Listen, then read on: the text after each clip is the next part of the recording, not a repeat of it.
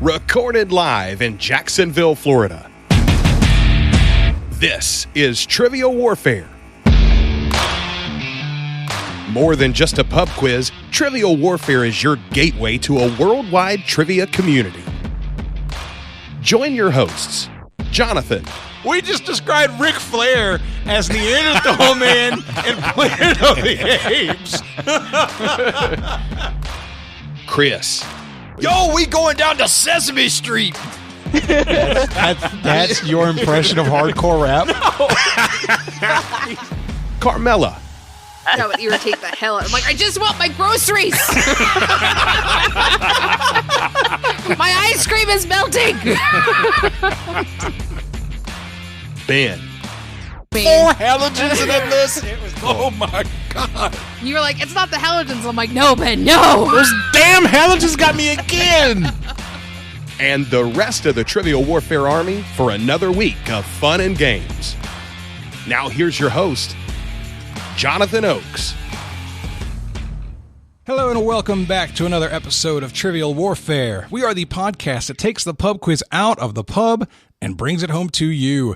My name is Jonathan, and I am here today with a fantastic episode. This is episode number 296, and this is our Hispanic Heritage Month episode. I am extremely excited, and I am in a room full of guests, so I'm going to get started introducing them. First up, Jane Carmichael is here. Hello, Jane. Hello. Jane, you're the reason that we're doing this. You were the person who had this idea and promoted it and pushed for it, and now we're all here. Yeah, it's really exciting. Actually, Brian Nieves and I had the idea, I think, 2 years ago, maybe, and we just didn't get it off the ground until now. So we're really excited to be here with everyone doing this today. Well, that's fantastic, and that introduces our next guest. Brian Nieves is here with us today. Hey, Brian. Hey, I'm here too.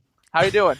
Welcome to the show, my friend. Thank you. Yeah, I think it was last year for the idea, and then we just couldn't get it off the ground in time. Well, we've got it off the ground this time. And we still have a lot more guests. Let's get going. So Jasmine Leonas is with us. Hey, Jasmine. Hi, Jonathan. How are you? Doing fantastic. Welcome. Thank you. Albert Thomas is with us. Hey, Albert. Hey, how's it going? Doing great, my man. Glad you're here. Fantastic. Happy to be here. Randall Ischy is with us today. Hey, Randall.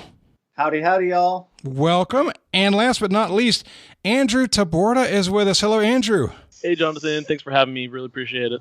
Glad to have you. So I want to get to know all of you a little bit better. We're going to start with Jane. Jane, tell everybody where you're from, what you do, and something fun about yourself. You knew that was coming. I did. I do this frequently, and every time I am unprepared. So my name is Jane. I am an analyst, and I live outside of Washington, D.C. in gorgeous Prince George's County. I have not really been working lately at my desk job, so I've been spending a lot of time doing custom renovations and building furniture and doing my son's homework because he refuses to do it himself. Which is the more rewarding job? Not the homework. Yeah, I didn't think it was going to be. You do some fantastic renovations, though. Thank you. Where should people go to see what you're doing on Instagram? At Mariposa Home Design. There you go. Make sure you check that out because it's really cool. All right, Brian, tell everybody where you're from, what you do, and something fun about yourself. Hey, I'm from Stevensville, Maryland, on slightly less gorgeous Kent Island. I am a graduate student. I'm in the process of putting together some PhD applications. Not right now, obviously, but currently. And something interesting about myself is probably that I used to write questions for an Australian game show, and I still am very much struggling with the concept. Wow. Which Australian game show was it? Are you allowed to say? Presumably, I don't think I got anything that said I couldn't. So there's a famous British game show called Mastermind. Uh-huh. So I wrote questions for the first season when they wanted to get an Australian version going of that. Very cool. That's awesome. Thank you.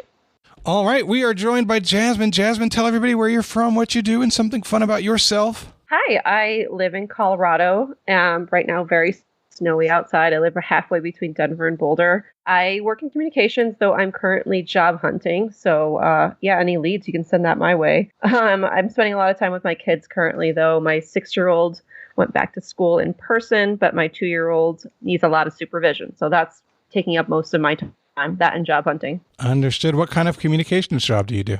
Oh gosh, I've worked in higher ed communications. I worked at a botanic garden. I've worked in nonprofit. I used to be a journalist. So really like any communications possible. Understood. Hey, well, let's put that out in the world. If there's anybody out there who's looking for an awesome communications person, then we have one for you. Just reach out and I'll connect you. That'd be awesome. And not to rub it in, Jasmine, but you said it's snowing outside. I'm in Florida, where I believe you've spent quite a bit of time. Yes. And it was in the high 80s today. You know, I do love Florida. My family's there. I grew up in Miami. I went to University of Florida. I love the state. However, I enjoy my seasons. I will say the snow is really beautiful. Look at that. I love it. Making the best out of it. That's great. Yeah. All right, Albert, tell everybody where you're from, what you do, and something fun about yourself. I live in Pasadena, California with my beautiful wife, Jessica, and I help oversee an ice cream company here in the LA area. Really? What's the name of this ice cream company? We're called Paradise Ice Cream, Paradise. It's actually a Danish chain. We have about 50 locations over in Denmark and about 12 here in the LA area. Very cool. What's the best thing to get at this ice cream chain? Everything. Oh, man, that's a cop out. What's the best? We're known for our sorbets, but, I would say really our plant-based vegan flavors are outstanding. I mean, I know people kind of tend to wince here and there because they're so used to rich, delicious ice cream, but that's really where we shine. In addition to, stuff like our sea salted dulce de leche caramel and our Oreo and all things. So we do a little bit of everything. Man, that all sounds really good. I just had a hunger pang hit me while I'm listening. Fantastic. And I'm also a massive Dodger fan, so this will be fun. Yeah, last night sucked big time. All right, well, welcome to the show. Randall, tell everybody where you're from and what you do and something fun about yourself. Yeah, hi y'all. My name is Randall Ischy. I am from Austin, Texas, which this morning it was about 75, 80 degrees and it dropped to about 45 now. So that's cool. I currently work for an educational nonprofit called Breakthrough Central Texas here in Austin that supports students who want to be the first in their families to graduate from college. So I basically support about 70 high school freshmen right now. So that's exciting. And then something fun about myself is when it's not quarantine, I usually have a massive beard. And at one point, my beard was so long that I could fit 40 pencils in it. Wow. Most people grow out their beards during quarantine. Well, I had to cut mine because it wouldn't fit under a face mask. Oh. So went ahead and it was not working out for me in the heat of the Texas summer. So I went and got this delightful mustache going on, which I think is pretty much working for me. I was going to point out, now you're well mustachioed. It's a very Emiliano Zapata-esque mustache there. Oh, I'm doing my grandpa proud right now. That's very strong. And last but not least, Andrew Taborda is with us. Andrew, tell everybody where you're from, what you do, and something fun about yourself. Hi, everybody. I'm Andrew. I'm originally from Connecticut. Technically live in Orange County, California, but I've been up in the Seattle area due to COVID since about mid-June. Just here with the in-laws, and due to fires and everything else, we've just stayed up here. Don't know when I'm going to head back, but hopefully sometime soon. I'm a biomedical engineer, and I work sales for a medical device company right now, and I'm the Latin American representative. Kind of cool, based off of that, I travel a ton, mostly to Costa Rica and Mexico. I'll do usually about a little over 100,000 miles a year and about 110, 120 hotel nights a year. Wow. So it's been interesting being at home this whole time, but I love it. Can't wait to get back to it. Man, that's an intense travel schedule. Yeah. Very cool. I'm so glad that all of you are here. We're going to have a lot of fun, and we're going to get started with Warm It Up Chris. It's time to warm it up on Trivial Warfare today. And there's only one person who can warm it up for the TWA, and that's Chris. And sometimes Jonathan. And today's Warm It Up Chris is brought to us by Jane. So I'm super excited, and we're going to find out what this is. So I'm really excited about this Warm It Up. I have in front of me a list of 20-ish movie titles that are American movies with terrible Spanish translated titles. So I am going to give you the Spanish title and the year, and you will give me the American film on which it is based. Nice. Okay, So cool. some of these are very off the wall. So if you're struggling and you want the translated to English text, I will give you that. Because the translated English text has almost nothing to do with the actual title. So, yeah, that's what I have. I will say in most times it has nothing to do with the actual title. Also, a caveat. In Spain, movie titles are different than they are in the rest of Latin America. So these are Spanish for Spain market translated titles. These are not Latin America titles. Latin America usually does a better job of just taking the English title and translating it into Spanish. Spain goes off the rails. So, going with Spain. Got it. So who are you going to start with? Oh, whoever wants to start. Sure, I'll go. We'll give it a shot. Okay, Andrew. Your title is Dos Rubias de Pelo en Pecho, 2004. De pelo en pecho. Two blondes. I have a guess. My only guess, for some reason, that's coming up is white chicks. It's absolutely white chicks. Nice. Oh, God. That's Nice. I was like, all right, two blondes, and for me, White Chicks is just one of my, guilty pleasures. I love that movie, and I couldn't get it in my head. So, and then I'm usually one of the people that try to overthink things, so I had to go with my gut. So glad that was right. Yeah, so the English translation is the two blondes with hair on their chests. Yep. Oh, wow. Who is next? Albert, you're next. Fantastic. All right, Albert, you have Este Muerto Está Muy Vivo, 1989. Oh, this dead guy is very alive. So would that happen to be Evil Dead? It is not the Evil Dead. Oh, wait, no. I know what it is. You got it. Is it Weekend at Bernie's? It is absolutely Weekend at Bernie's. Fantastic. probably my favorite in the set. Yeah, very I good. think that was probably mine as well. You're thinking That's a too good one. highbrow, Albert. Way too highbrow. Yeah. Oh, when Evil Dead is too highbrow, we are in trouble. Randall's next. Randall, you have La Bella y la Bestia, 1999. La Bella y la Bestia, 1999. Well, Oh, 1991. I'm sorry. 1991. Okay. There's- That makes a little more sense. But it seems too easy. Like, can it really be Beauty and the Beast? It is Beauty and the Beast. Okay, that's pretty spot on. Okay, awesome. So I was gonna say that not all of these are quite as fun as some of the other ones. I did need to have at least 20. So there were some Gotcha. ones that are in there. Yeah. Awesome. Okay. All right. Jasmine is up.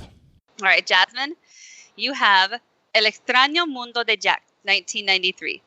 El extraño mundo de Jack. Yes. Ooh. So Jack's Strange World, 1993. Is it Nightmare Before Christmas? It is Nightmare Before Christmas. Wow. Nice. That's really I don't think I well was gonna done. get there. Yeah. All right, Jonathan. Yeah, I'm next, and I don't speak Spanish, so this is going to be super great for me. Okay, let me pick one of the good ones then. Okay, I will give you Tú a Boston y yo a California. Did you say Boston? 1961. Did you put Boston in my clue? Of course. I'm sure she did that on purpose. Let's see. 1961. I'm going to say this is It's a Mad, Mad, Mad, Mad, Mad World? No. No? All right. I was hoping a trip from Boston to California might be that. So the English translated title is You to Boston and Me to California. You to Boston and me to California. Now, you said it's 1961? 1961. No idea. Does anybody have a guess? No, I'm stumped on this one. There's Is a it- more recent movie that with the same title, that may have been also a help here. Is it the Muppets? No, it's The Parent Trap. Oh. Oh. Yeah. Collective sigh. Oh. That's the best type of question when you get a collective sigh out of someone. Yeah. Okay, so I guess we're back to Andrew. All right. Yep. All right. Andrew, you have A Todo Gas, 2001. Gas? Gas. 2001? Yes. Fast and Furious. Fast and the Furious. All right, Great job. Nice. Give it a guess. It was either Well, that or yeah. Cars, but I was like, I think Cars is a little after that. Anyways. Albert, you have Un Canguro Super Duro, 2005. So, okay. The only thing I can think of is Kangaroo Jack. Unfortunately, no. Oh, no. What is the translation? So the translation, depending on where you're at, is a super tough kangaroo or a super tough babysitter, which makes more sense for the movie. A super tough super tough babysitter. Yeah, 2005, right? This sounds Yes. like something with The Rock in it. Yeah. If there was a kangaroo in this one, I probably would have watched it. Probably. Actually, I saw this one and I thought it was pretty cute. Is it? So- Are we there yet? It is not. Anyone want to wager a guess?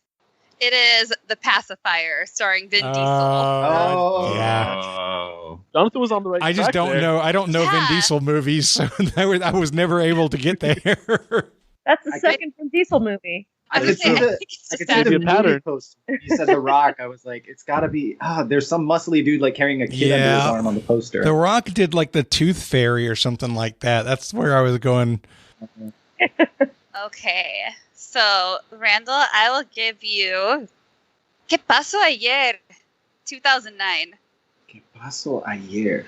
2009. Oh gosh, what happened yesterday? Gracias por ayudarme. Okay, so I have no clue what this could be. Is there a hint? Give him the English Or- translation. He already said it. It's what happened yesterday. Like what happened yesterday? Oh! It just dude, where's my car? Ooh, you're on the right track. Okay, Okay, so it is in how you say what happened yesterday. It's, Okay. it's I think very confused what happened yesterday. I think it popped in my head. Is it The Hangover? Oh, it is The Hangover. Yes. I love Nice. the Dude Where's My Car answer though, because what happened yesterday is a great title for Dude Where's My Car. Right? That's true. Which Yeah. that is a super underrated, Yay. terrible movie for me. That movie made me laugh real hard. Yeah. Yeah. Yep. Now I want to know what that is in Spanish because it can't be anything close to Dude, Where's My Car? I'm sure. Well, it could be depending on where you're at. All Hell, right, dude. Jasmine is next. All right, so Jasmine, you have Quiero matar a mi jefe, 2011. God. 2011. I want to kill my boss. It says horrible bosses. This is Horrible Bosses. Okay. Nice. Very nice. Very aggressive title. Took it a step above horrible bosses. Oh, You're terrible. I want to kill you. Okay, so now we have Jonathan. I'm up. Teléfono rojo, vamos hacia Moscú. Say that again, please. Teléfono rojo, vamos hacia Moscú. I think I heard something about a red telephone in there. I didn't get any of the last half, so if you could give me the English translation, please. You're the oldest. Is it Vin Why do I Diesel? keep getting the ones from the 60-something. 60s? Is this? Now, Yeah, I wasn't John around Wilson, then. Why would I ask Is that this here? the Batman? Is this Batman the movie? So, the English translation I'm just saying is Batman has a red phone, or they had a red Let's fly phone to to call Moscow. Batman. That's why I thought of it. No, I have no idea. I'll guess To Russia with Love. It's Dr. Strangelove, How I Learned to Stop Worrying and Love the Atomic Bomb. Love the bomb. Makes a lot Oh, of sense now. Promotion with Love is a really good guess. I think that's about 64. yeah. Sorry, I had left I forgot the year on Yep. that one. No, that I'm with you now. We shifted this Excel file back and forth quite a few times over the last couple of days. Okay, one more time around. All right, let's do some. All more right, one more serious time ones. around. So, Andrew, you All right. have La Selva de Cristal. La Selva de Cristal. Jungle. 1988. Sorry, 1988. I don't know. Who can help me out on this one? Is it Predator? Is it So it Jungle actually has Fever? nothing You to keep do with saying jungle. jungle, and 88's not a bad By- year for Jungle by the Fever. title. This is definitely a Christmas movie. Oh. The Glass Jungle. What was the English translation? It's definitely a Christmas movie. I don't know why people say it isn't. Movie. Oh, is it Die The Hard? glass. It's Die Hard. Big? Oh, wow. Oh, wow. Another collective sigh. Not going to get there. My favorite Christmas movie. Wow. Wow. There was a lot of glass, not very much jungle. We're very surprised with what they got. Have Andrew next, or Albert next. You have Mi Pobre Angelito, 1990. That's got to be Home Alone. That is Home Alone. Fantastic. Nice. Job. Nice. All right, Randall, you have a tough one. Oh, God. Con faldas Randall. y a lo loco, 1959. Con faldas y a lo loco. Jeez. With dresses. I don't know. West Side Story. I don't know. So the translated title is Wearing Skirts and Going Crazy. Oh, is this gonna be the Marilyn Monroe Some Like It Hot? Some It Like is. It Hot? Yep. It is Some Like It Hot. Good job. Yeah. Oh, and I love that movie. Dang it. That's a good movie. Jasmine, you have Un Final Inesperado, 1991. Un final en esperado? Yes. A final, God, I was among my people right now. a final waiting? I think I'm translating that wrong. What's the English title? An Unexpected Ending.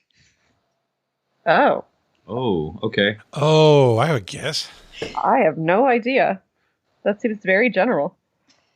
Can I take a shot? Yeah, go 91? ahead. Is it Final Destination?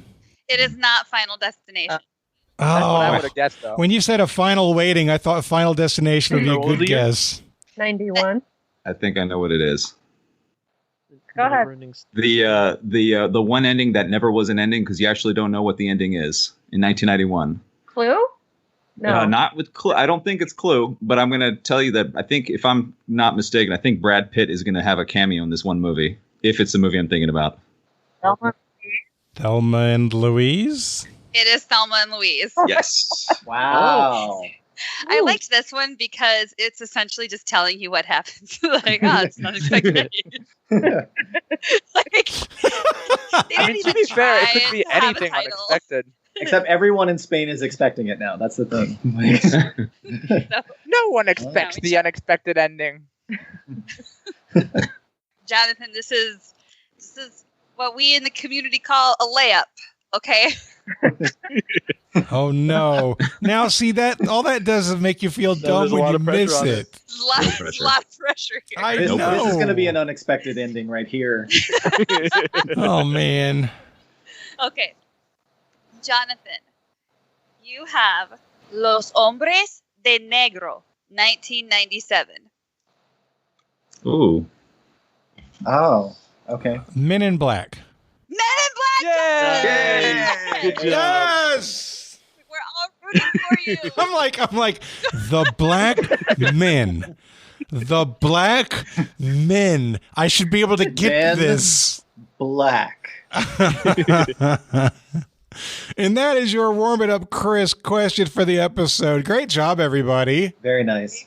So, just between us, one of my other favorites was Los Hermanos Caradura, and that's the Sassy Brothers for the Blues Brothers. It's like the Sassy Brothers. That feels like a different movie, but okay. All right. So, guys, this is episode number 296. Wow. Really, really excited for this episode. And today's matchup, it's going to be Jasmine and Albert versus Jonathan, Randall, and Andrew. Jane and Brian are going to co-host. And it's time to play the game. Players. Oh, yeah. Y'all know what time it is. This is Mr. Literature himself, cordially inviting you to the game. This is 6 rounds of trivia goodness. 3 questions per round. Every right answer gets you 10 points. In the middle, we'll take a pause for the cause and ask a midpoint question worth up to 20 juicy points. After round 6, You can wager any or all those points you've been building up and take a shot at the final round. It's a series of theme-based questions we call the Gauntlet. It's just that easy, baby. But this game ain't gonna play itself, players. Let's get it on. Round 1, question 1 is in technology. Luis von Ahn received a patent for methods and apparatuses for controlling access to computer systems and for annotating media files. This patent eventually became a system known by what acronym, much to the frustration of internet users everywhere? Yep, I think we're locked in. Well, if that's the case, then we can talk out loud. So, Randall and Andrew, the thing that you guys were both thinking was GIF or GIF? However you pronounce it. I don't understand how that would fit with the question, though, because that's a graphical... I can't remember what the acronym stands for, but that's just a graphics file. It's an image, and I thought that the question was about something that controlled access. It was just like my first intuition, just based on like the annoyance of, kind of the last part of the question. But going back to that, if it's more of like a security thing, could it be like a CAPTCHA? Is that an acronym? It might very well be. That's super annoying.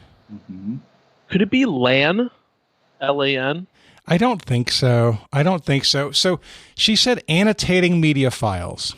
Annotating media files means you're taking media and you're including information on it. So this sounds like this is going to be whatever the protocol is that prevents you from stripping files from a CD, maybe. Do you know what I'm talking about? Like when you would be able to burn a CD or pull that down into MP3 files, like whatever it is that prevents you from doing that, it prevents your access. That's what this sounds like it might be. I don't remember what that's called, though. Yeah, I don't have a word. No clue. There's a certain acronym. There's a certain dot such and such at the end of files. Like if you download music from Amazon, you can't easily get that onto Apple. Correct. Right? You can't easily get that onto iTunes. Or iTunes has protected media where you can't just put that on any MP3 player. There's an acronym for that property, and I think that's what she's asking for. So it's like some type of encryption. I can't think of what that would be. Like, I don't know what it's called. I avoid all of that stuff. Yeah, I got nothing for that. I think we're in the right place, and I don't know the answer. Digital rights, DRM. I think it might be DRM. Okay, probably the best. Are you willing to go with that? Yeah, I think it's the best guess we have. I got nothing better. Yeah, let's go for it. All right, we're gonna guess DRM, Jane. All right. And then Albert and Jasmine, you guys can tell us what you were thinking. So if I'm thinking about the right guy, he's actually famously Guatemalan born. I'd like to give a quick shout out to the only other Albert Thomas I know who happens to be half Guatemalan himself. But if I'm thinking about this guy has done a heck of a lot of work in the Silicon Valley, and I want to say it's CAPTCHA. Oh, no! So the man in question also brought you Duolingo. He is the CEO of that company and is worth $700 million and created the CAPTCHA. Oh, great job. He's basically the source of internet memes since like 2012. Wow. I had no thunder on that, or else I would have advocated You hard. had it. You had it. I'm sorry. Brian and I had to work on our poker faces because we were like, oh, you're so close. You're there. What really sucks is I felt really good about DRM by the time it finally came out. It was like, that is the thing I was looking for, and it fit some of the clues for what you described, and still wrong. Here's a little insight for my style as a question writer.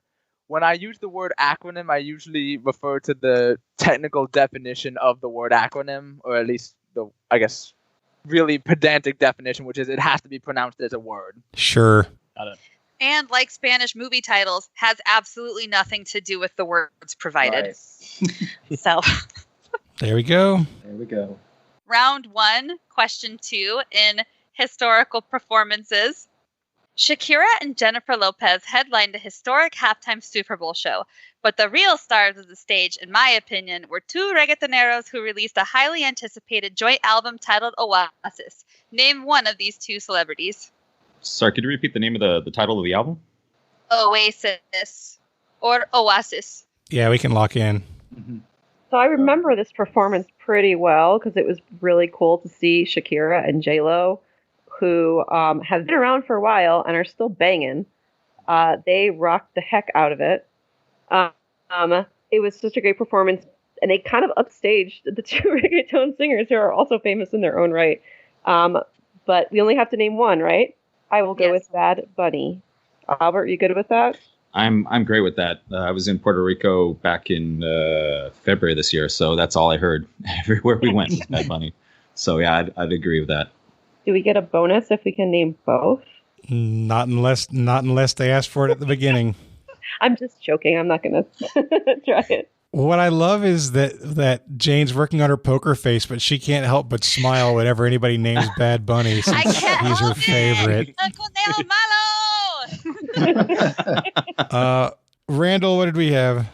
We went with Bad Bunny. Yeah, that's hey. We just had to. Yep, Bad Bunny is our answer. And the other answer that we had was J Balvin for the second one. Being from Colombian parents, J Balvin is my guy. Yeah. So yes, your answers are Bad Bunny and J Balvin. And as a personal note, I want everyone to know that I replaced my Selena question and added this question instead, which shows tremendous growth. Okay, oh, yeah. There you tremendous growth. I replaced my first favorite musician with my second favorite musician. The sacrifice. Listen up, Jonathan, okay? I was looking for some kudos here. I was very excited about this quiz. They were all Selena questions. I was going to wear my washing machine Loteria card shirt. Yes. I was ready. I was ready. As soon as you mentioned the Super Bowl, I'm like, she loves Bad Bunny. This is going to be a Bad Bunny answer. No, I forgot. Everyone knows I love Bad Bunny. Damn it. Everyone knows. Okay, so I'd like to kick it over to Brian. And round one, question 3 is in comics, and the question is, first appearing in Ultimate Fallout number 4, what comic book character made his big screen debut as the primary protagonist in Spider-Man Into the Spider-Verse? 100% Randall. Let's lock it in. I'm with you. Yep. Yeah, we're locked in. We're locked in. Yeah, that sounds right, Jasmine. I know this because it's also one of my son's names is Miles Morales. I mean, not Morales, but Miles is my son's name. Oh, fantastic. Yeah, I'm with you. And Randall, you had this instantly. Yeah, I mean, this is definitely, like, in comic book land, this is a really big deal for all Latinx comic book fans. He's one of the first Latinx representations in Marvel, so we went with Miles Morales. Yeah, and I think he also appeared in a post-credit scene in Venom, technically. But yeah, his father's name was Jefferson Davis, and this guy was Miles Morales. I think the new Spider-Man video game coming out features him and should be really awesome. Really excited for it. All right. At the end of the first round, the score is 30-20. Jasmine and Albert have a lead. All right. Let's get into round 2, question 1, category Deportes. Should I say sports? Sports. Okay. Sports. Sports. I was like, how am I going to do this? Deportes. Bien ocho. 2 Hall of Famers share a surname, one of whom has won the Cy Young Award in 1997, 1999, and 2000. The other made a famous play in the 1995 American League Division Series and went on to have an award named after him. Name both players, and for a bonus point apiece, name the teams they represent in the Hall of Fame. So I want to specify, it wasn't super clear. So we shared that they share a surname. We are looking for first names as well. Yeah, I figured that. Okay, I just wanted to clarify. This does not feel right. Hold, You're going to kill yourself when you hear it. I mean, yeah, it's frustrating for sure. We're good at frustrating people. Yeah. That's what we do. A lot of information to take in with this question. You know what? That's not a terrible answer. That's actually not terrible at all. For how He's not a Hall of Famer. I know it's wrong, but for how this question is going, it's probably the best we've got. 40 he's definitely not a Hall of Famer. And I am zero help. I know more about opera than I know about sports, y'all. This is like... Oh, I like that better. Yeah, he's definitely on an AL team. I like that better. But not Hall of Fame. Maybe. Did he get in last year? That's going to be our answer. All right, we're locked in. 2, 1. Time is up. All right, since we've locked into our answer, we're going to let you guys say what your answer is first. We can't change ours. Go ahead, Albert, with our best guess. Right. So we're going to guess Martinez specifically, and I'm hoping we're going to say Pedro, and the only other Martinez I can think of is Ramon Martinez.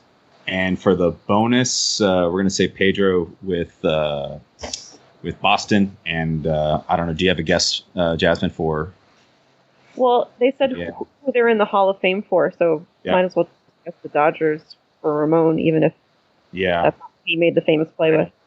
I don't think so. Oakland A's. I have no idea. That sounds right.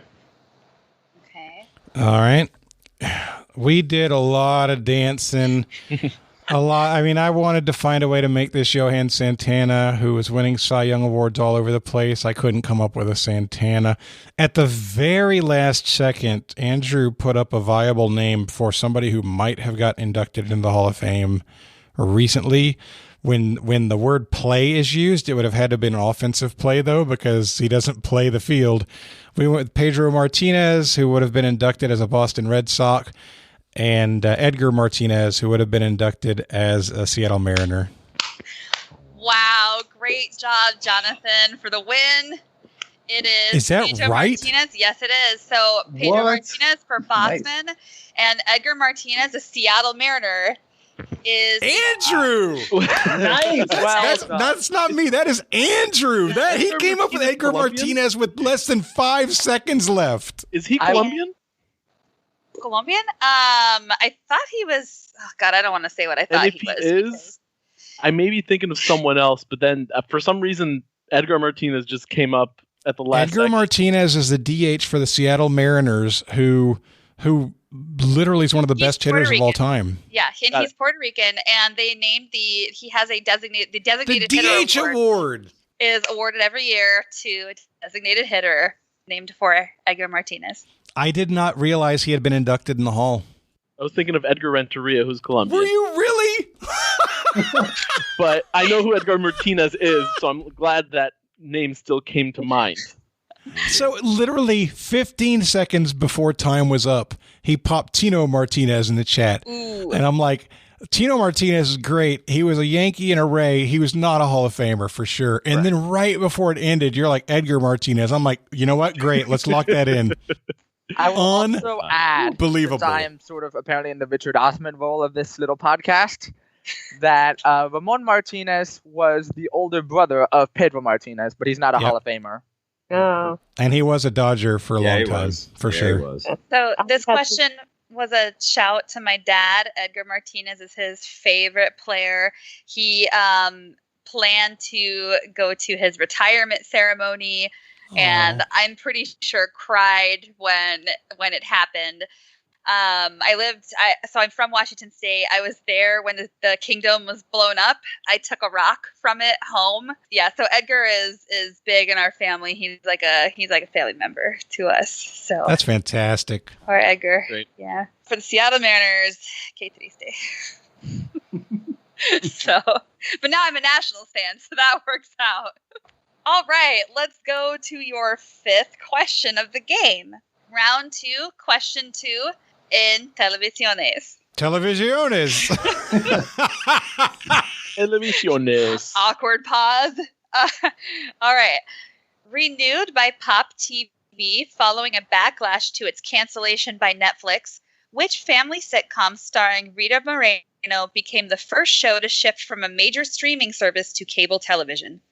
All right, we're locked in. Randall, you popped a name of a show. You said One Day at a Time, but isn't that like an old show from the 80s?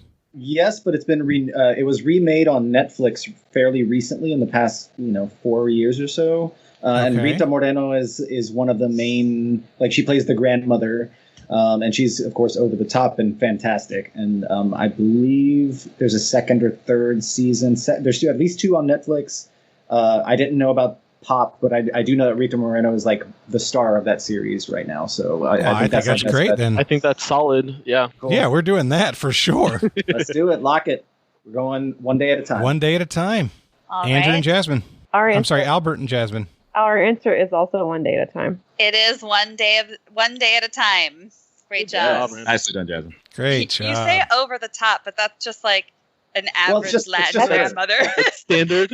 That's par, pretty much. Yeah. Classic. As a Cuban American, it was very accurate, and I have to say that the show is, even though they're in Los Angeles and I grew up in Miami, there's a lot of cultural touch points that they really captured about the Cuban community, and I'm not ashamed to say I've cried some of the episodes because it really does tug at my heartstrings, and they make me think about my family. It's a really great show. Yeah. All right, let's go over to Brian for round 2, question 3. Round 2, question 3 is an arte. The fresco Man at the Crossroads by Diego Rivera was commissioned for the lobby of which New York landmark until it was removed over its depiction of a controversial world leader? So, to be clear, I want the landmark for 10 points. But for a bonus point, I will also, if you can give me the controversial figure, that would be great. We usually do bonus 2 points. We do a shout out to the bonus brigade for the bonus earlier, actually. We forgot to do that. Do it now. So this bonus will be, I just did. And a shout out to the bonus brigade again for a 2-point bonus on this Man at the Crossroads question. Could you repeat the question, Brian? I can. The fresco Man at the Crossroads by Diego Rivera was commissioned for the lobby of which New York landmark? It was removed over its depiction of a controversial world leader. So I want the landmark and bonuses for the figure. Could you repeat the year for us? Do we have the year? We do not have the year. I believe it was No, you didn't give a year. 1933. Hey, Ooh. you don't add to the Sorry. question in the middle of it.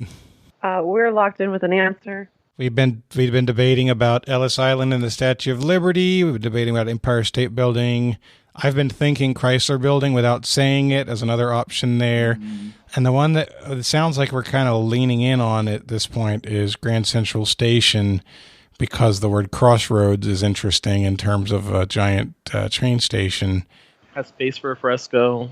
That was my initial thought at the very beginning, but it doesn't really have a lobby, though. That's the only thing that's throwing me off, right? Yeah, it's hard. I'm fine with Grand Central Station if you want to go there. And then if I thought that the point, I'm not sure which of you made it, but the point about the leader likely being, no, that doesn't work. It doesn't work. You're not going to have Stalin in because she did give us a date at this point. So everybody has that information. It can't be Stalin in 33. I mean, it might be Stalin in 33, but he hadn't done memorable things yet. Lenin, perhaps? Like, was he if he was communist and was really focused on communism, then Lenin would be the architect of that. Yeah, I mean, and Rivera and Frida Kahlo were both known like supporters of the Communist Party. Like they housed Trotsky when Trotsky was like run out of Russia. So I think a strong communist leader makes sense. So if Stalin's a little too early, then I say we go with Lenin as the bonus. I would feel better about that. Okay, Andrew, what about you? Yeah, I think I felt good about Grand Central towards the end, and yeah. You can go with Lenin. Okay, that's what we're going to lock in with. Yeah, so Jasmine and I just kind of came to the same kind of a point of view. I mean, we both have seen the movie Frida, not in a long time, but we specifically both remember the scene in the movie where he's painting this fresco, and that was really, really, really bugging us because we couldn't remember if it was a big building, small building, what are we talking about? And obviously we had the same discussion about Chrysler Building, and we were thinking the public library and all that. And finally, we decided, same thing, Crossroads. That sounds like Grand Central Station. But the difference is that Jasmine really had some thunder on the fact that, and that's something you guys brought up, was Trotsky. They were friends, so that seemed like a much better answer for us. So we went Grand Central and Trotsky. Okay. So the landmark in question, I would have taken a couple of answers here. I would have taken Rockefeller Center or 30 Rock, But I did like your logic about the bonus, because his communism did clash with the Rockefellers, I think, at the time. And they did not want to allow his portrait of Diego Rivera. Oh, sorry, not Diego Rivera. That's me being stupid. It wouldn't be a self-portrait. It was of Lenin. There we go. Nice. Well, we got our bonus brigade 2 points, but that's the only points anybody got in that round or on that question. And interestingly, Lenin's appearance in this fresco was pretty obscure and was only noticed when a worker who was renewing paint above the mural accidentally dropped some and had to wipe it off the fresco, and then was like, "Oh, that's Lenin. Oh, that's Lenin." And then, Oh, wow. so it would have probably gone unnoticed. And since Rivera was good friends with the Rockefellers, he figured, oh, it's not really that big of a deal. And it caused a lot of controversy for him. He had jobs canceled as a result, and then it was tore down. Jane went down a Wow. weed hole today. I went down, oh man, I like, screw work. This is way more interesting. Yep. Yeah. At the end of the second round, the score is 44-40. Randall, Andrew, and Jonathan have jumped out to a 4-point lead on the strength of 2 bonus answers. Riding that wave. We put the bonuses in there for a reason. All right, I will take round 3. Question 1. The category is movies. Although best known for playing Gomez Adams in The Addams Family, which Puerto Rican actor portrayed M. Bison in the 1994 Street Fighter movie? Yeah, we're locked in. Randall, yeah. Randall, I was about to type the same thing. Go for it, Randall. Yeah. Are we going first? Yeah, go ahead and say it. Yeah. 100% Raul Julia. Just incredible. We just watched The Addams Family as part of our Halloween watching here at home. So Raul Julia, 100%. So I love him as an actor, but casting him as M. Bison was one of the weirdest decisions I can ever remember. Do you guys, Best, right? Jonathan, do you guys know the sad story about that? Why he picked that role? No. Yeah, so that's unfortunate. But at that point, he knew he was terminal. So at least as far as I remember the story, he decided to take that role, even though he knew what it was. But it was because it was a role that was popular with his kids. His kids liked the video game, so he took that role on for them. Wow. Oh. Damn. Don't do this to me. Way to bring down the mood, Albert. So I assume that you guys went with the same actor. We did. Yes. We also just got that family in our house, so yeah. Nice. And yeah, it is the great Raul Julia. And as a side note, try not to diss Street Fighter in front of Jane. Yeah. That movie was awful. It was one of the worst movies I've ever seen. That's my one Batman reference for the year. Anyway. Why are you always bringing it back to Batman? You have an obsession. Why, Jonathan? Okay. Yeah, but I'm not obsessed with Batman. Hold on. Let me grab my soapbox really quick. I am personally upset that we had Zorro, the Mexican vigilante who made rich people suffer, and he brought up the poor, and he was awesome. And then Batman came along, put on a mask, and everyone was like, "Whoa, Batman!" It's like, but Zorro's been doing this, and Batman was watching Zorro on TV when he was like, "I'm Batman," and then like we just all forgot about Zorro. Why are we all forgetting about the Mexican? Okay, I'm personally upset about this, and this is the basis for why I hate Batman. Also, he's not Harry Potter. Stop telling us your parents are dead. We know. Get over it. All of our parents die. Batman, all of us. And you're a billionaire. Yeah, you're a billionaire. Yeah. Cry on your dollars, okay? Right. Why? This is a soapbox that has no business here right now. Nobody's arguing with you. I love Batman. Oh, God. All right, round 3, question 2. I'm just so happy about the famous Mexican actor Antonio Hopkins who played Zorro in the movies. He's outstanding. Antonio Hopkins. One battle at a time, Albert. Okay, one at a time. We can't solve everything. Anyway. All right, this is literature. Often referred to as the most widely read Spanish language author in the world. What author of The House of the Spirits did President Obama award with the Presidential Medal of Freedom in 2014? And we're locked in. So, Randall, you threw out a couple of guesses. Can you talk us through what you were thinking and why? In a previous life, I used to work for a very big bookstore chain. And so I do remember a lot of book titles, maybe not necessarily things that I've read, but I do have a place in my mind that says House of Spirits and possibly Isabel Allende, which I know she's a very, very prolific writer, very well known, very famous. The other answer that I threw out, Junot Diaz, is also tied in my mind specifically to Obama, because I do remember there's something in my mind telling me that maybe like Obama recommended one of Junot Diaz's books or something along those lines. But I don't know if Junot Diaz won the Presidential Medal of Freedom or anything like that. So I'm leaning towards Isabel Allende unless y'all have anything else to throw out. I mean, this was all you, so I'm usually a go with your gut feeling type of thing, or flip a coin or something. Jonathan, what are you thinking? Whatever answer you want to give, I'm good with. You know a lot more about it than I do. Let's go with Isabel Allende. Isabella? All right. Albert and Jasmine. We also said Isabel Allende. House of the Spirits is one of my favorites. That novel is one of my favorites too, and it is absolutely Isabel Allende. Great job. Great job, Jack. Great job. Well done. Yes. Knew that right off the bat. Good job, Randall. I read this book for one of my Latin American politics classes, and it was so good. I'm like, how have I not read this before?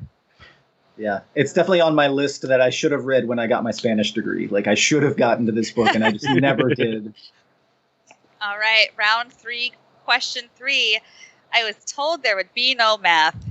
Matemáticas. No. Oh, my God. So you will probably need a piece of paper and a pencil for this. Oh, no. So, it is a math question. Take the age at which a girl celebrates her entry into womanhood. Subtract the number of World Cup wins by teams in the Americas and add the number of countries which border Guatemala and provide your answer in Spanish. I like that. Okay.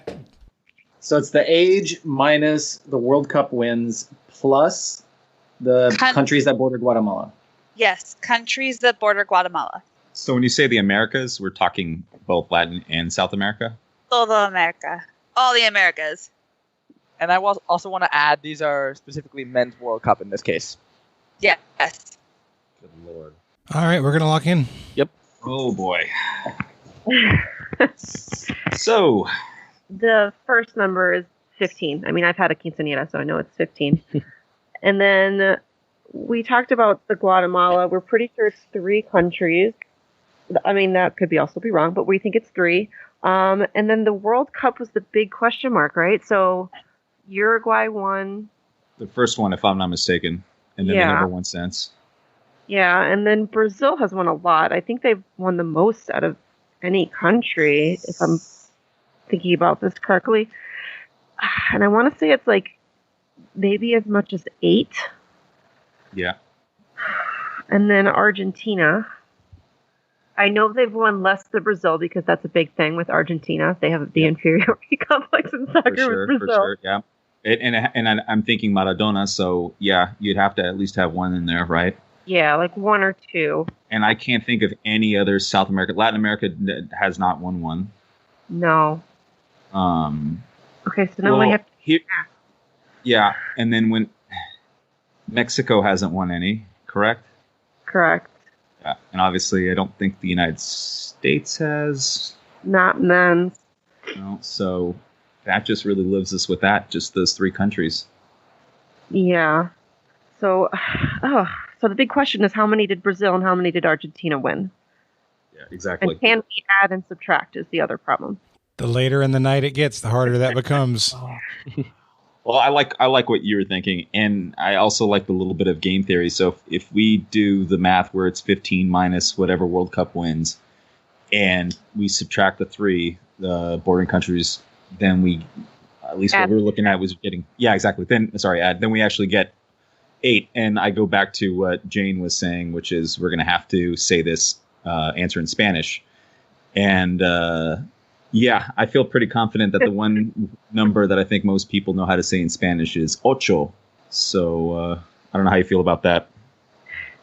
Yeah, I thought that was that was a real little confidence in Jonathan's Spanish skills, but he did admit that he doesn't know a lot of Spanish, so I kind of like that thinking. Yeah. I mean, I can count to 10, y'all. I mean, we can give Argentina some more credit and say that we would have to go lower, though, because it's minus the number of World Cup wins, so then it would be siete, 7. But yeah, we're not thinking like 12 or 13 or anything like that. I don't think it's a high number. I think we're definitely below 10. Yeah, I think it's below 10, because Brazil definitely has got a lot of wins. Yeah. And the Ocho just seems pretty, yeah. How much do you think that Brian and Jane were out to get Jonathan on this one with the Ocho? That's really where this game theory is coming into play, for me, at least personally. So, yeah.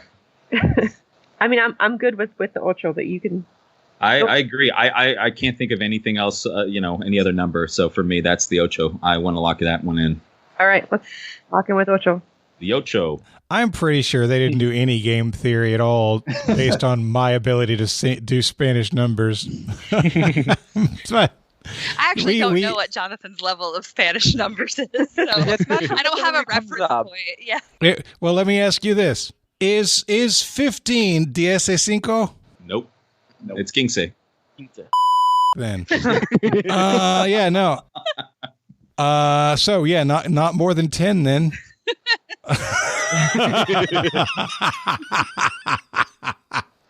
We started with 15. We don't know how many Brazil won. We knew it was a lot. We guessed 7 plus 1 for Uruguay, so we subtracted 8. We couldn't think of any for Argentina, but I don't think any of us were huge Argentina fans, so we might have overlooked some. We said 15 minus 8 plus 3 and came up with DS. Wow. Okay. So how? Let's just walk through this. All right. So everyone seemed pretty confident with 15 for the first part of the question. That's your quinceañera.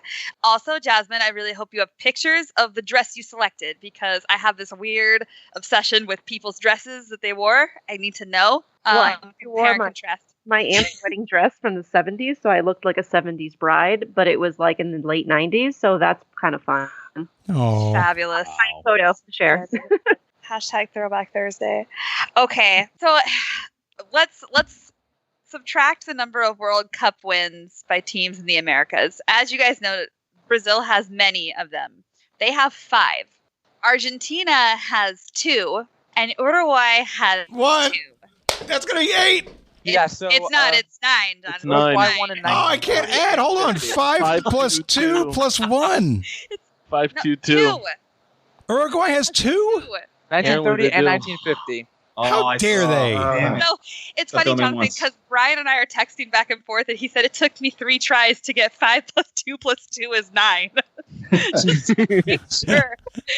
And the countries that border Guatemala, you have Mexico, El Salvador, Honduras, and Belize for 4. So the answer is 10 or 8.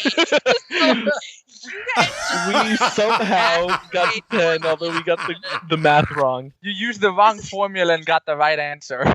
Here's what's great is I knew as soon as we were dancing around minus 8 plus 3, I liked 10 as a lovely round answer. I was just kind of trying to make it work to be 10 because we didn't know the rest of the details that well. Well, I love when we gave our answer, Brian just goes, how? I was having a hard time figuring out which part of the question to address first, because I was like, what? Okay. That's incredible. Wow. That's some of the best math I've ever done. I was on a quiz show with 3 other guys, and one of them likes to say, "We'll take the points." Oh, yes. Well, that's the end of the 3rd round. Randall, Andrew, and Jonathan actually swept the round. We have 74. Jasmine and Albert have 60. It is 74 to 60. All right. That brings us to our midpoint. I am going to give you 5 dances, and I want you to tell me the country from which the dance originates. The Spanish Waltz. No. Oh, darn. Okay. Bachata, salsa, cumbia, samba, and cueca. Could you spell cumbia and cueca, please? Cumbia, C-U-M-B-I-A,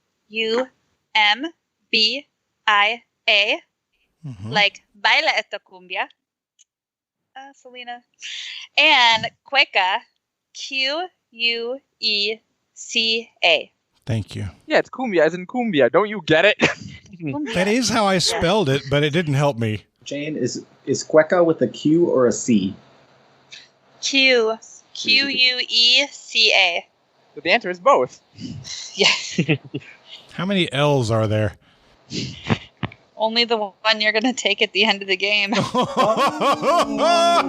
Yes! Shots fired! That is so good. Dunk on him, Jane. Well done. I think we're good to go. You locked in? I think so. Yeah, let's go. Bachata, Colombia. Salsa, Cuba. Cumbia, Mexico. Samba, Brazil. And cueca, Ecuador. All right. Locked in. Albert and Jasmine?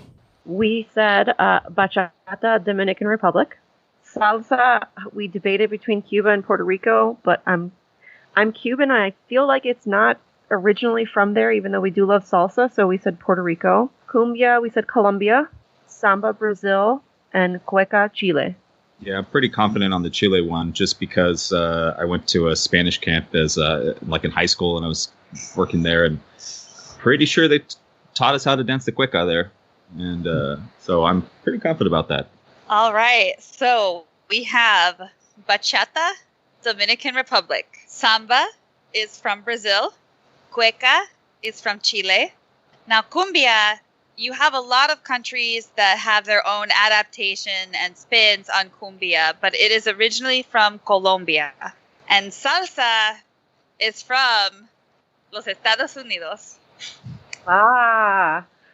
What? Well, What is that? Puerto Rico's United correct. States. so can Puerto we It's Rico's from the correct. United States. United States, because of Puerto Rico. Yeah. No, because of New York City, where it was born. Oh, Because of New York City. got it. Oh, 5 Puerto Ricans, Wow. but not technically in Puerto Rico.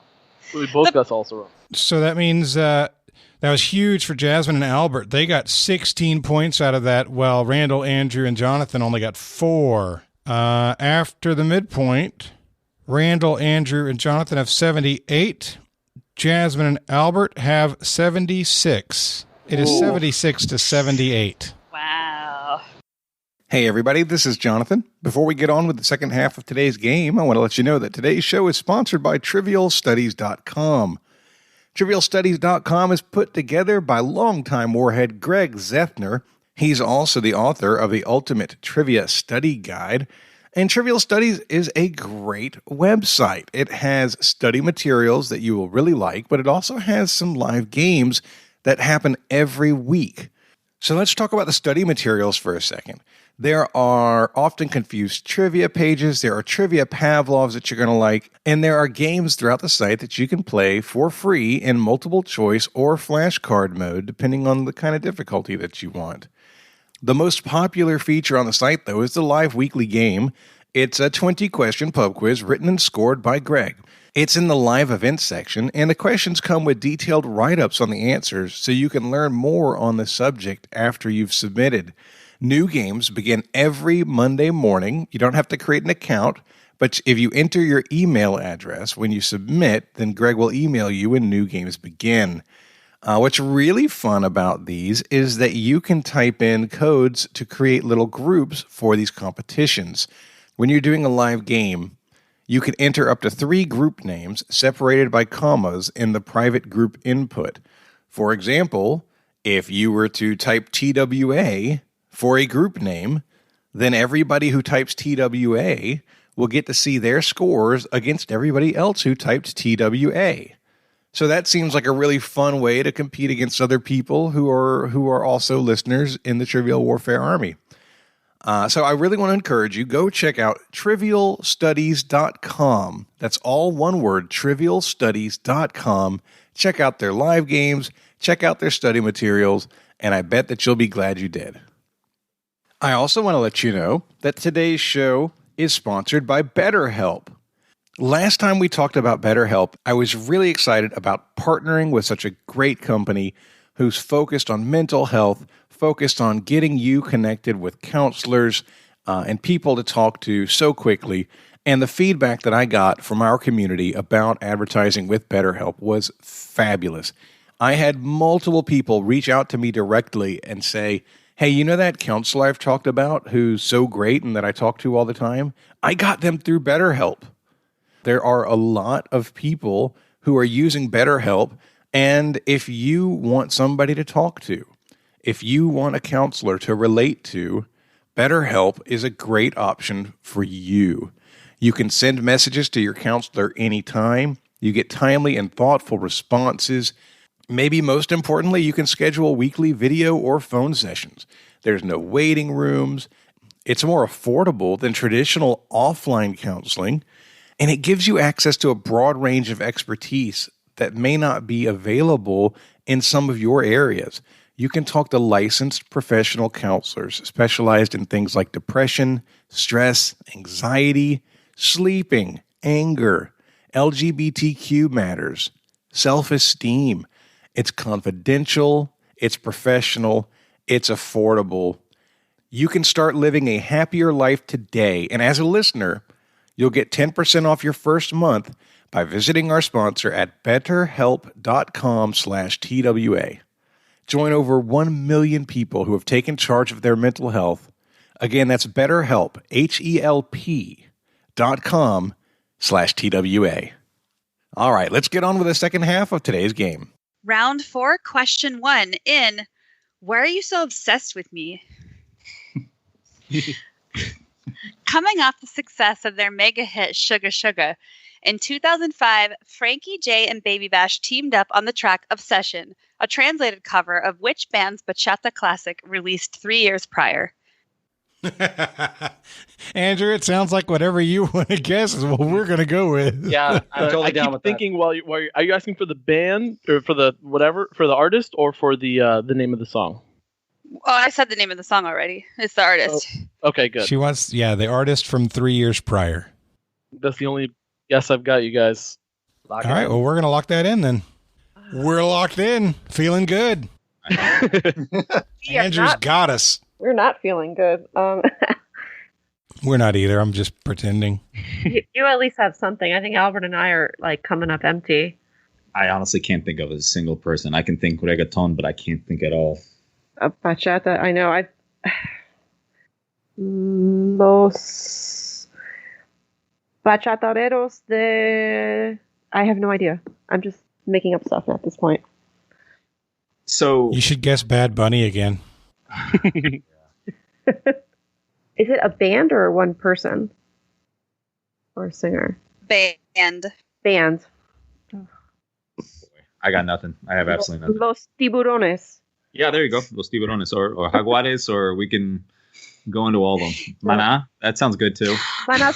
Maná. Maná. Yes. They're not bachata, but I would love to say maná. Oh, wow. All right. So everyone's locked in then? Or So that was your answer? Yeah, Los Tiburones. Why not? Yep, Los Tiburones. All right. Andrew? For some reason, when you were reading this out, and Baby Bash and bachata, for some reason, this just popped in my head, and I couldn't get it out of my head. And I'll try to say it how they say it in the songs. Aventura. Oh, so good. So we locked in with Aventura. Yes, the answer is Aventura. Hey, good job, Andrew. Nice. The King, Romeo Santos. Oh, he's I know him. He looks like a Muppet. I don't like him. His voice is amazing. He has a whole Sesame Street skit where he sings with... Really? That's why he reminds me of a Muppet. He looks like a Muppet baby every time I see him. That's one of those situations where Andrew is literally the only person in the room to know that answer. I don't know. That's really great job. A song I loved in high school, I think, is that one, the Obsession, right? Is that what you're saying? Mm-hmm. Yep. Yeah. Yeah, it's so the cover by Baby Bash and Frankie J is almost it's one of the, if you had to say it was like a word for word translation, it's pretty close. And they take the hook from it and they use it in the song, and a lot of the lyrics are exactly the same, but in English. So And that hit number 3, Jonathan, so it classifies as a mega hit. According to Ben, it does. So Brian is going to take the next 2 questions. All right, so round 4, question 2, geography. Notable in Yellowstone and Kilauea, the large depression that is formed when a volcano erupts and collapses is known by what Spanish word? We are. Yep, we're locked in. Sorry, Albert. Oh, you're good. So, guys, is caldera a Spanish Hispanic word of any sort? Yes, it is. Because that's what jumped into my mind when she read that description. Yeah. I knew that it was like I would know it once I heard it. Yeah, I'm pretty sure that's right. Let's go with it. All right, we're going to say caldera. We also said caldera. I'm Costa Rican. I lived in Costa Rica for a while, and we have quite a few places just like that description. So Jasmine also said the same thing. So we said caldera. And it seems like y'all have that excellent volcano knowledge. It is, in fact, a caldera. Yes. Well done, everybody. Question 3 in round 4, which is not your average question. You'll see why in a sec. Finger pistols. Serious. We had a finger pistol occurrence. I had some fun with the category names. So. Yeah, this is what happens when Jane gets creative. Great things. Yeah, great things. Using a variety of strings and knots tied at different heights, and appropriately from the Quechua word for knot, what recording devices were prominently used in the Inca Empire? Randall, how do you feel about that? 100%. I've got 11 billion meow meows on this one. Meow! So much fun to see alive. The meow meow Thor's hammer. You really got to get into it. I you never got to hit knew it what pretty actually hard. made that sound. That's fantastic. Yeah. So we're locked in. I feel like I can picture this thing, but I can't think of what it's called. So it's like they used to count like the way you would use an abacus, like counting. Exactly. And it's a Quechua word. How good is your Quechua? So-so. So-so. I don't think I'm going to be able to come up with this. I gave the ridiculous answer for the bachata, so you're going to have to come up with a ridiculous answer. Tiburones. It's got to be menudo. I don't know. Cola. Let's say cola. Inca Cola. That makes sense. All right. Randall. Yeah, so this is I always like indigenous languages when it comes to the study of Spanish history. I think there's just so much there within the language, and I don't know. The Incas always really fascinated me, so I'm pretty sure this is the quipu, which is the word for knot. Quipu. Yes, this is absolutely quipu. Wow. Nice job. Great job, Randall. Quipu is Q-U-I-P-U is the Spanish spelling, but the word for knot in Cusco Quechua is spelled K-H-I-P-U. Nice. And Randall got the spelling correct, too. Randall had the spelling correct, y'all. Yeah, Jane and I were talking about this. I'm like, oh, yeah, I learned about this in high school. And she goes, what high school did you go to? What high school did you go to? Hey, y'all can Quechua outside. How about that? Catch me outside. Well done. I think you got the episode title out with that one. Outside. Yes. All right. That was the end of the 4th round. So Randall and Andrew have gotten hot, y'all. That's another sweep. It's 108 to 86. Randall, Andrew, and Jonathan are in the lead. All right. That takes us to round 5. Question 1 in Ciencia. Ciencia. Ciencias. Well there, guys. Good job. At an 1881 conference, Cuban doctor and scientist Carlos Juan Finlay became a laughingstock in the infectious disease community upon presenting his findings regarding its transmission for which illness? I guess the transmission would be a better word. Regarding the transmission? Yes, for which illness? Okay. Pick the illness. Will do. The illness. Never something you want to hear. It's like 2020's version of what do I have, Doc? A Street Fighter game. It's like, pick your illness. All right, we're going to lock in. Okay. So I think Jasmine and I are pretty much on the same page here. So she came up with the idea that, the transmission is kind of the key here. And mosquito as a vector seems like a pretty big deal. And Jasmine even said that there's a school named for Dr. Finlay in Miami. So malaria seems to make quite a bit of sense. I can't think that it would be anything else like leprosy, or I'm trying to think of any other communicable diseases like syphilis, or because that's pretty obvious. But to have malaria where you don't have a very clear vector makes a hell of a lot more sense to me. Yeah, and mosquitoes are such a huge issue in Central America and the Caribbean. Yeah. I feel like Dr. Finlay would be famous for that.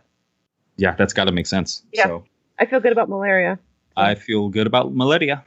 I felt pretty strongly about animal-borne being something that somebody would be made fun of in 1881. The guys agreed, and we ended up going with malaria. So you guys are definitely correct on the vector. It is mosquitoes. Oh. It's yellow fever. It's isn't it? yellow fever. Oh, dang it. That was the other one I had in my mind, but I thought malaria would be a more popular one, for lack of a better word. I literally was going to say yellow fever or malaria, and I thought they were the same thing, and I didn't type it so that Albert wouldn't think I was dumb. No, they're not. They're not the same. Oh, no. And a quick Google search says the malaria transmitted via mosquitoes was discovered by Sir Ronald Ross, and I want to say 1897. Yeah, 1897. So it was right in the same time frame. Boy. Well, dang. That's all right. Our logic was sound. We should all feel good about working our way to an answer that was valid. Well, dang.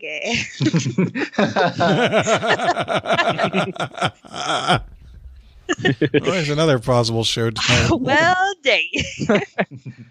All right. So round 5, question 2 in Latin Twitter. Yes. Yes. Yes. On May 8th, 2017, the hashtag Puputov became a top trend in which country when its presidential security detail became the recipient of dirty bombs? Can you spell the hashtag? Puputov. Oh, wow. I spelled it right. No bonus points. Sorry, bonus brigade. Oh. Get in the comments. Oh. No wonder y'all were going there. Oh, that's great. Jane, did you say South America? I did not specify. Y'all good with that? I am.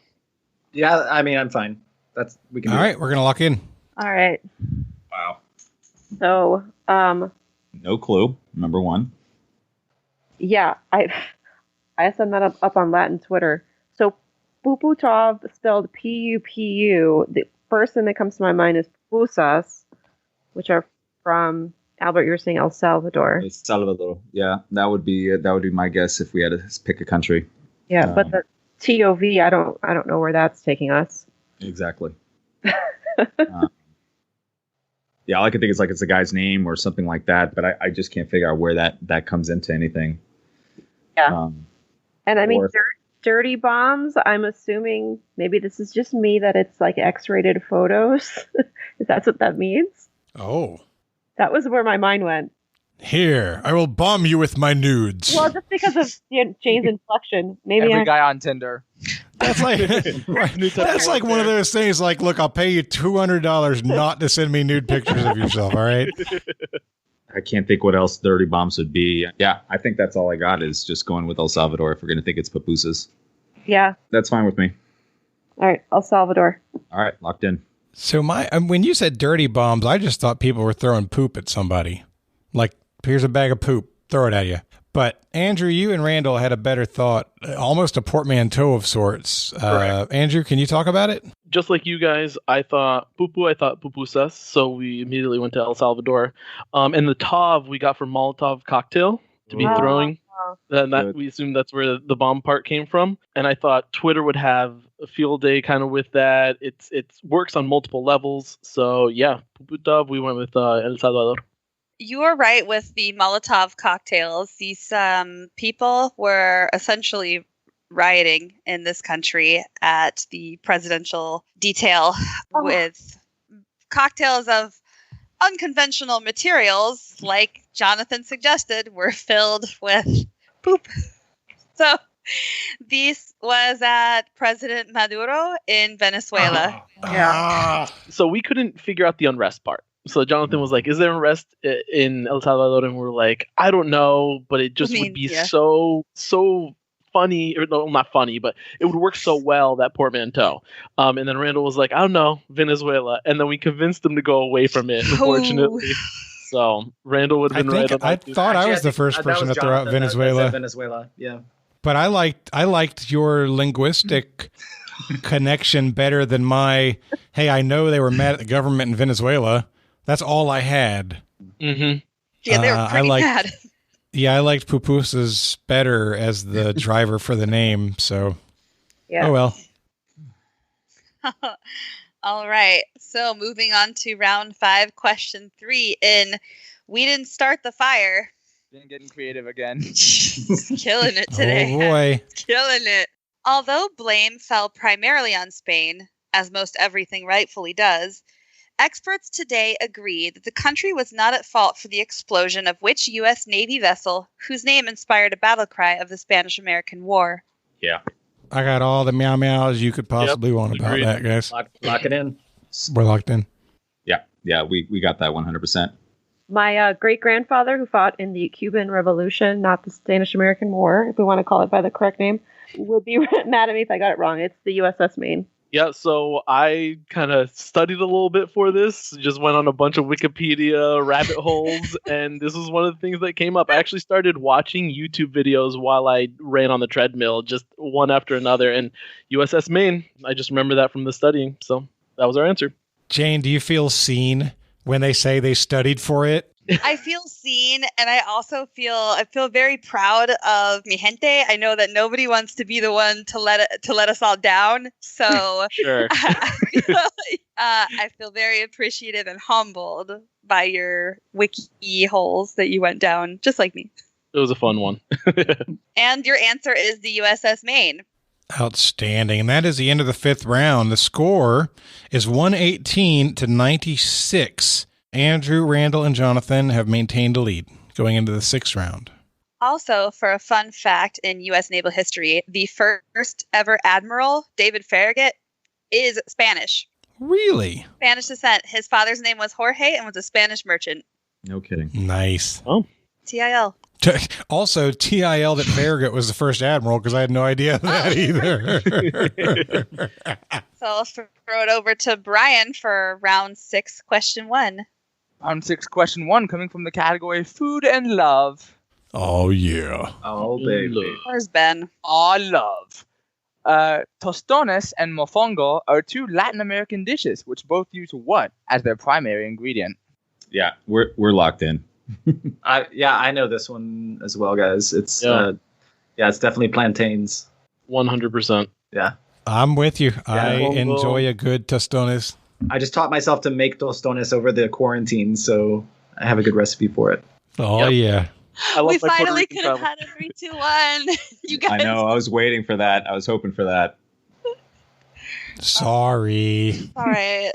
So we said plantains because everybody knows it's plantains. Jasmine and Albert. We said plátanos. And indeed, and my dad is Puerto Rican, and one of the few dishes he's taught me to cook, and one I still enjoy making, are tostones, and they're made from plantains. Love it. Nice. Round 6, question 2, which is our token Paraguay question. Oh. Viva Paraguay. Paraguay. Yeah, we were writing this and sort of said, oh crap, we need a guay. So that came in there.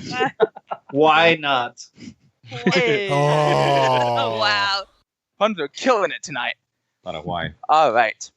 One of the only indigenous languages to have co-official status in South America, what language also gives its name to the Paraguayan currency?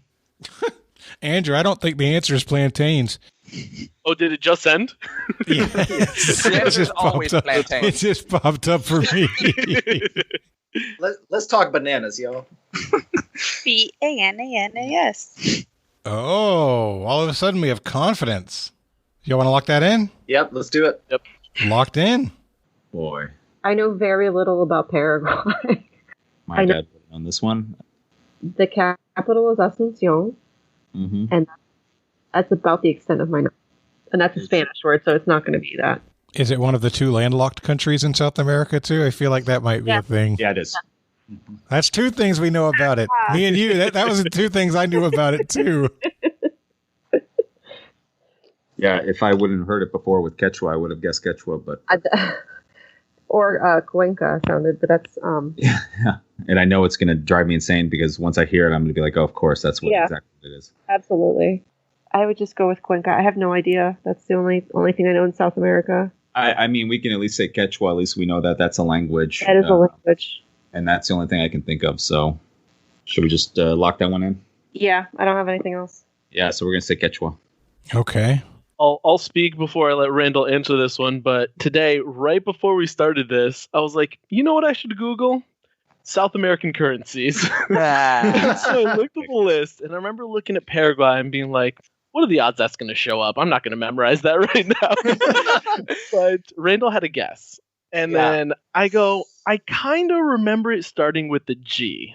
And then Randall took it from there. So go ahead. Yeah. So I've been studying for this by listening to a concise history of Latin America. And so it's been kind of talking through some of the national languages and things like that. So the first one that popped in my head was this language Aymara, which is spoken in Brazil and a few other places. So that I was like, I know that's a language. I know it's in that area, but it doesn't feel right. So I threw it out. And then when Andrew said it started with the G, I was like, of course. It's Guarani. Oh, yeah. So we locked in Guarani. It is a member of the Tupian language family, specifically the Tupi Guarani family. Nice. Well, wow. I mean, I watched it happen. This is this moment, and it felt so good to see them come together like that. It was a legit tag team right there. So It sure was. All right, round 6, question 3 in fashion. All right. Born Manuel Rodriguez, which Spanish fashion designer grew in popularity after being prominently featured in the closet of Carrie Bradshaw? Yep, we're locked in. Randall, you're the only person who typed anything. Yeah. I was just about to respond, but we may as well talk it out, or you have it. So you said Manuel Rodriguez, right? Yes. So the first thing that popped in my head when you said Manuel is Manolo. And so I threw out Manolo Blahnik. That's the only fashion designer that rang a bell, which I'm pretty sure I've heard Manolo Blahnik mentioned on Sex and the City. So...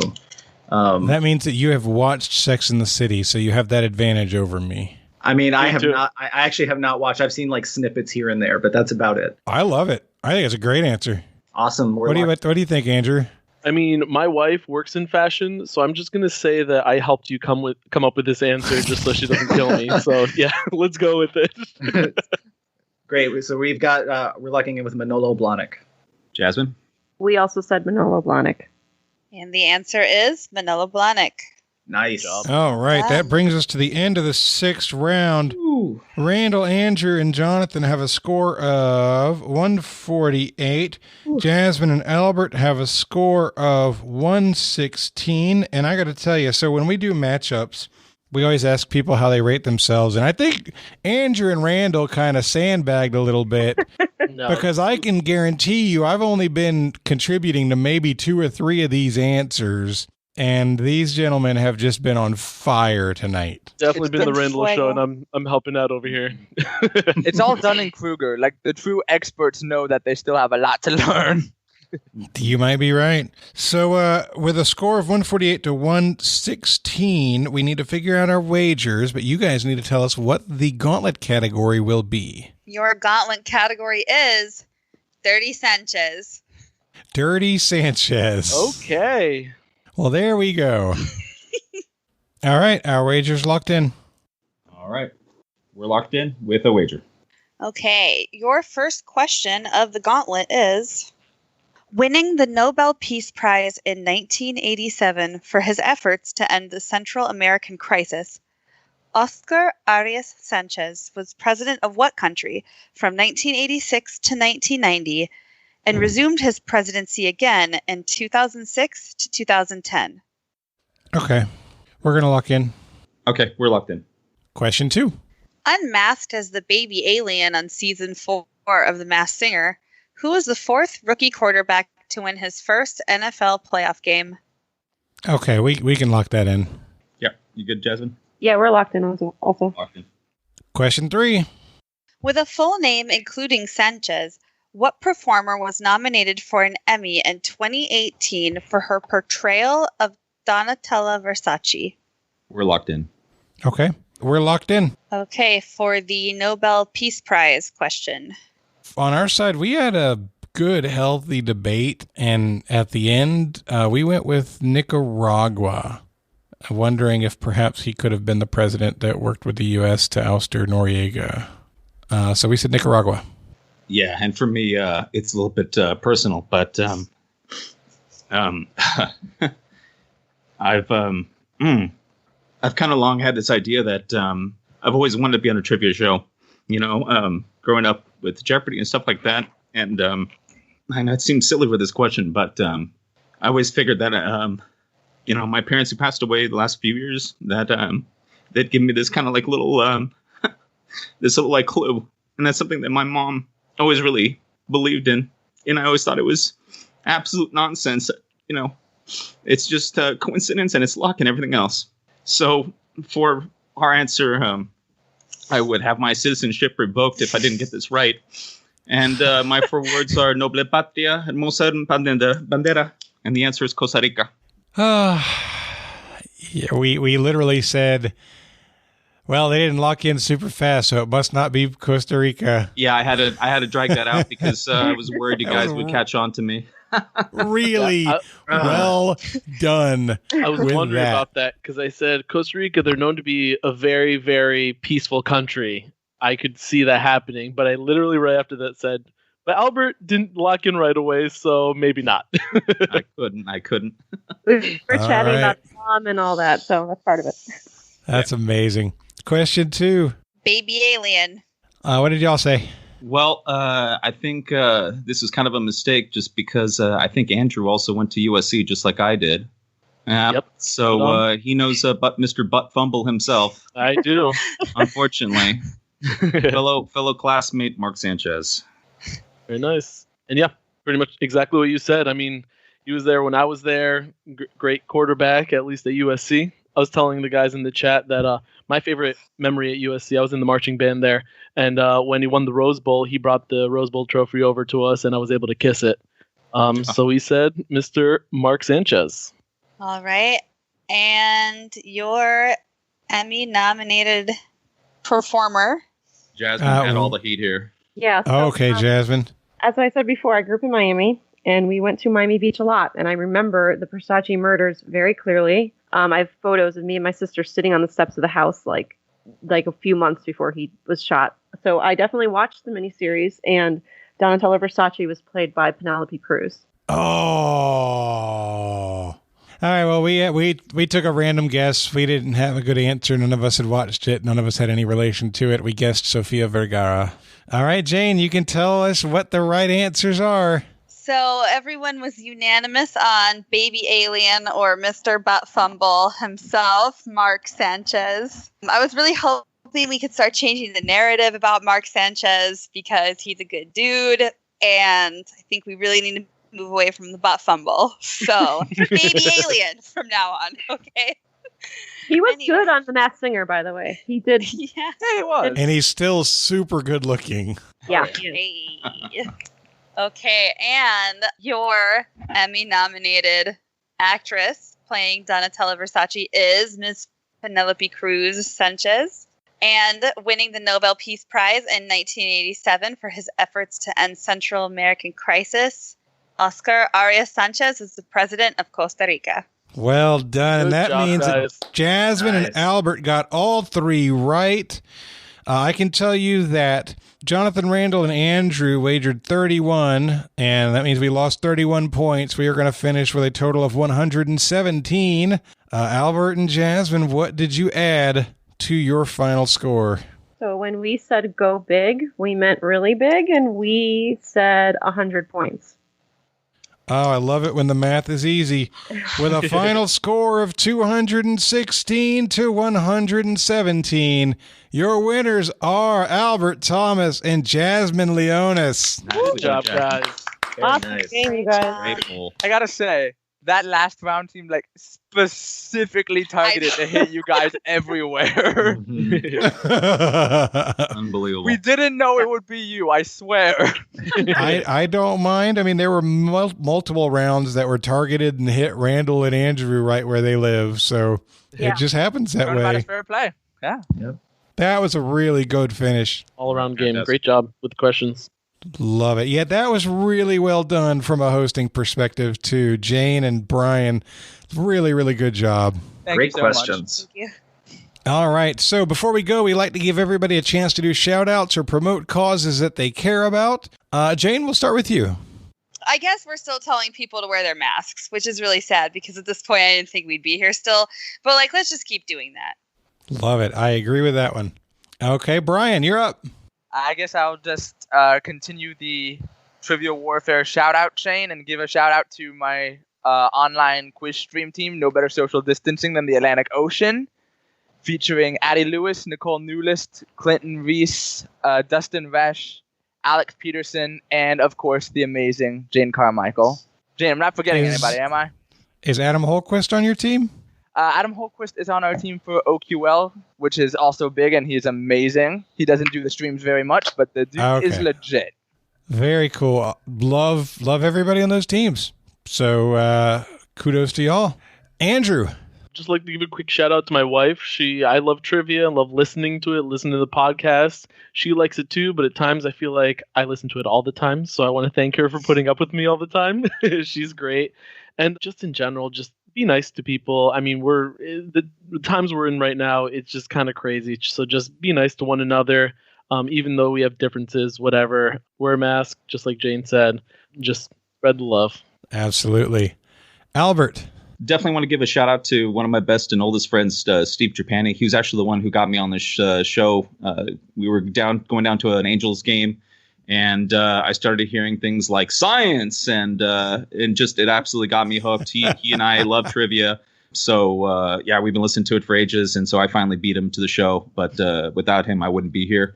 And to my wife, who obviously been supporting me, she isn't that great at trivia. She self-professed, even though I think that she's outstanding. But she loves to take car rides with me and listen to all the trivia episodes from one of our local guys here in the LA area named Ryan Buds. He's awesome. He does daily podcasts. He does shows on YouTube every single day. He's awesome. He's an absolute treasure here in the LA community. So if you don't know him, please look him up. And just like Andrew said, let's be nice to each other. I mean, 2020 has been sort of a complete and utter dumpster fire. So it'd be nice if we could just share a little bit of that neighborly love and a little bit of respect for each other. Outstanding. And we like Buds around here. Buds has advertised with us before. We have a good relationship with him. So shout out to the man. Nicest guy in the world. Doing good work out in LA. Yeah, nicest guy in the world. We always joke that if you just write him an email, he'll literally send you everything. I mean, his garage must be, basically a 7-Eleven with all the tchotchkes he has. But he's always willing to send things out to everybody. And I have mad respect for him. And shout out to Steve for doing it right. That's how you recruit listeners. That's well done by Steve. Absolutely. He's part of the trivia army as well. Love it. All right, Jasmine, you're up. Here in Colorado, we're having some historic wildfires right now. There's multiple ones going on, including the largest ever in Colorado's history. And it's just the snow helped, but it's pretty bad. So I just hope you guys keep the mountain areas that are having bad wildfires here in your thoughts. Donate to the Red Cross if you feel so moved to. But that's who I'd like people to think about right now. It's maybe kind of lost in all the other crazy news we have, but hopefully it gets better soon. Absolutely. Great call out. And Randall, we are going to wrap it up with you. Great. Well, first off, I got to shout out my wife, Maritza, who puts up with me yelling from my office during trivia. Shout out to my trivia team, my longstanding trivia team, Kim Jong Uns, where's it at? Excellent.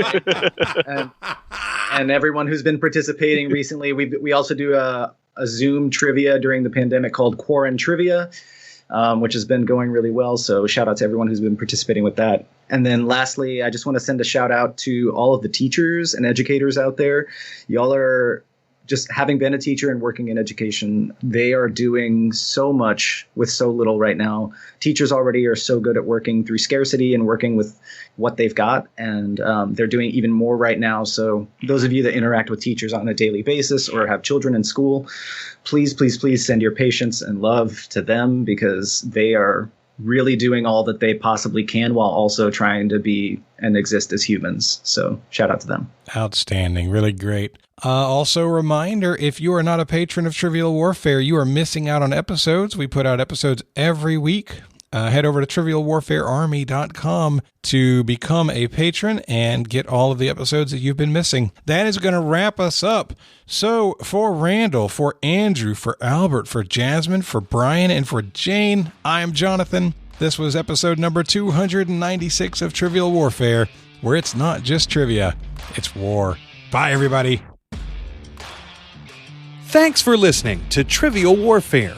Be sure to check out the revamped TrivialWarfare.com as your one-stop shop to submit questions, join the community, and get access to over 150 archived episodes.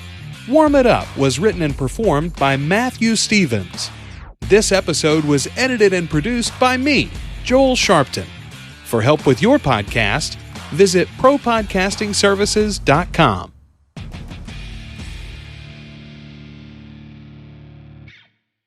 If you think that I have made a mistake, then you absolutely call it out so that we can figure it out. I just want to make sure that I don't have to keep score, because I think that's just a lot for me right now. No, I got it. I'm keeping score. I literally always keep score. I don't know if that's a healthy personality trait, Jonathan. Damn you for having experience. Just a thought. Okay.